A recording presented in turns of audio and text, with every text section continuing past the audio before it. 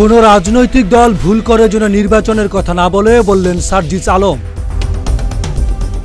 শেখ হাসিনা ও আওয়ামী লীগের বিচার না হওয়া পর্যন্ত বাংলাদেশের কোনো মানুষ, কোনো রাজনৈতিক দল ভুল করেও যেন নির্বাচনের কথা না বলে।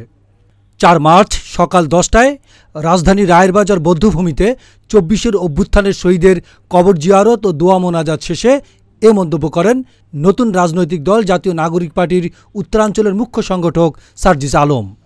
তিনি বলেন, আওয়ামী লীগের বিচার না হওয়া পর্যন্ত বাংলাদেশে কোনো নির্বাচন হবে না যতদিন না আমরা খুনি হাসিনাকে ওই ফাঁসির মঞ্চে না দেখছি। সার্জিস আলম বলেন, শেখ হাসিনার নির্দেশে এতগুলো হত্যা করা হলো, সেই খুনের বিচার না হওয়া পর্যন্ত কিভাবে এদেশের মানুষ ভিন্ন কিছু চিন্তা করে। তিনি বলেন, আমরা রাজপথে ছিলাম, আছি।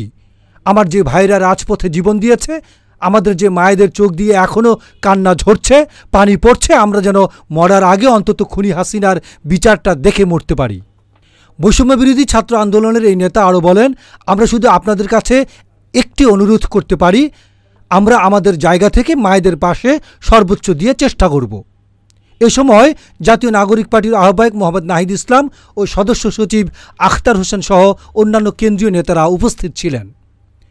ডেস্ক রিপোর্ট, গণমানুষের আওয়াজ।